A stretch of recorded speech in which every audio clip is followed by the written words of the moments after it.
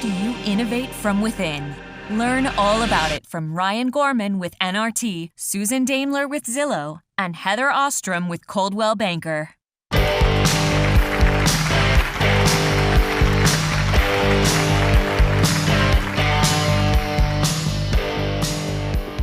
All right. Innovate or die. Oh my. That's a rough to start, right? Well, thank you very much for being here today, and we're excited to hear about your perspective. We've talked a lot about innovation, and the last panel actually brought up a slightly different word, which is relevancy. And maybe that's a good place to start. You know, as you look at your businesses and what you're doing and how you're seeking to grow them, how do you think about and then execute upon staying relevant? And you know, Ryan, we'll start with you. Sure, that's a great question. Great place to start. Howdy, folks. I think you brought a fan club. All right, we've got a lot of our agents in the crowd. Okay, I see great. A lot of our future agents in the crowd too. So. Nice. Welcoming you aboard.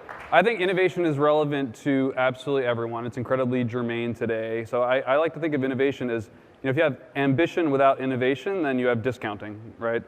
There's not really another place to go. So I think it's relevant to absolutely everyone. I think we'll talk about some things, hopefully, on the panel today that are not just some of the stories from us, but maybe some of the stories that are able to be implemented by everyone else in the crowd. So we obviously, with Realogy, with NRT, we have unbelievable scale, and you know, we have hundreds and thousands of support staff supporting tens of thousands of agents doing hundreds of thousands of transactions. That can feel unrelatable maybe to someone who's an individual agent trying to innovate in their own business. It's really not. We're doing just on a different scale things that can be done locally. So we'll probably get into a little bit of that. But for us, we're reinventing everything we do from scratch, which starts with challenging your own assumptions about everything. So think of the constraints within which you work and then challenge them relatively methodically. So you want to grow your business? Great. What do you mean by that? Be specific and then challenge each individual assumption.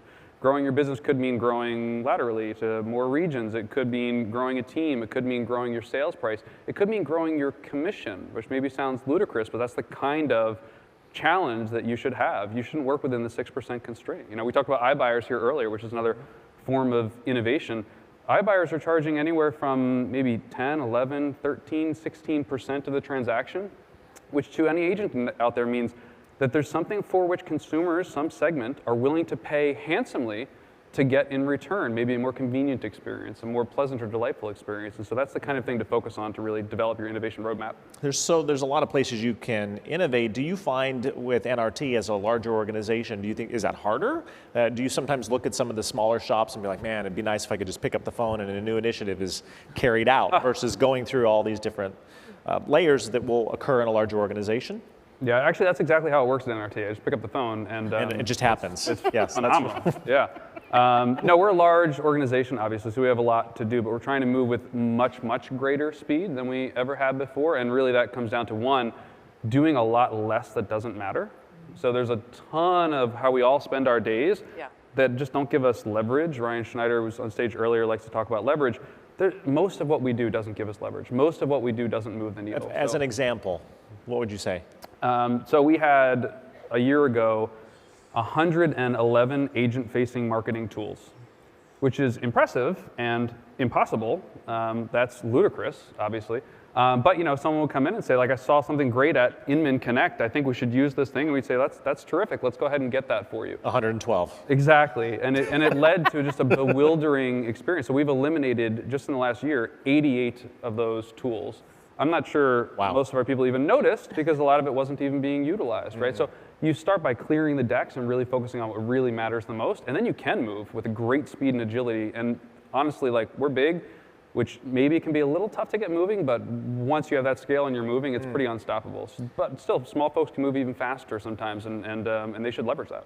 So Susan, what is mattering the most right now as you look at your firm and what's happening right now with you? Yeah, I mean, I think it's staying, I mean, it's this idea of innovation, and it's keep moving forward, right? I think it's the momentum, we cannot be frozen, we cannot stand still. How do you do that? Like, I agree, but what does that look like on a day-to-day? Yeah, I mean, I think we're quite fortunate, and it's one of the reasons I'm at Zillow and I've been there for an extended amount of time, is I think we're fortunate that we have this culture of innovation.